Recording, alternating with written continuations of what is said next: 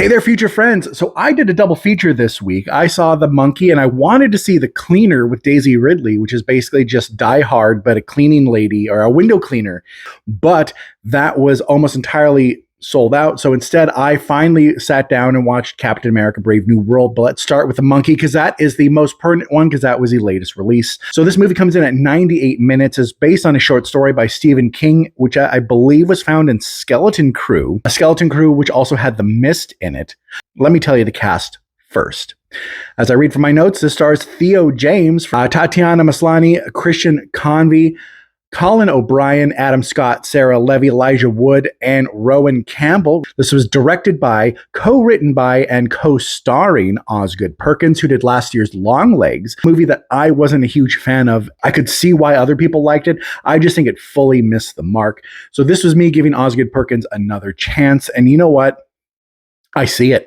I see Osgood Perkins' style, and I like it. My issue with Longlegs was basically just the story, and I didn't like it very much. But the visual style, I did like. So this movie, The Monkey, it's a dangerous monkey. If you turn the key, people unalive or get unalived, and that's a bad thing. So it's about this guy, and he's one of a pair of twins. And when he was younger, they found their dad's old toy, wind-up toy monkey that plays the drums, and a bunch of unalivings within their family happen. And flash forward 25 years, he's an adult, estranged from his brother, and what comes back in his life but that monkey? The unalivings in this were very, most of the time, they were very over the top, very funny, very so brutal that you couldn't help but laugh. They were also just tongue-in-cheek enough to keep this from being sad. Most of the unalivings in this were very over the top. There are a couple that weren't. And there's, if you notice the same thing I do when you watch this, there is a very good reason it is not that over the top.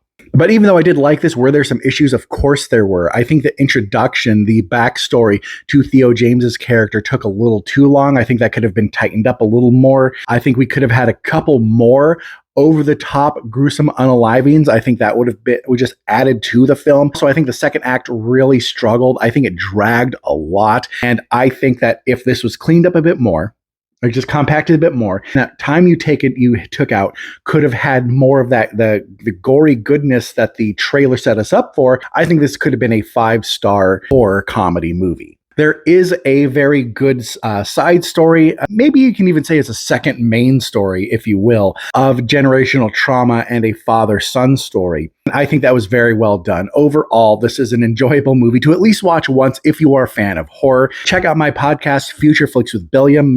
My friend Glenn and I talk about The Monkey at the near the end of the episode because it was my pick of the week, and I think it is still a solid pick for me. His pick was The Cleaner. But The Monkey is a good time. If you see it on the big screen, it'll be fine. But if you don't think that you need to see this on that huge, huge movie screen, it'll be just as good on the TV at home. This isn't one of those movies where you need that cinematic IMAX experience. The Monkey was a lot of fun, and I give it an 8 out of 11.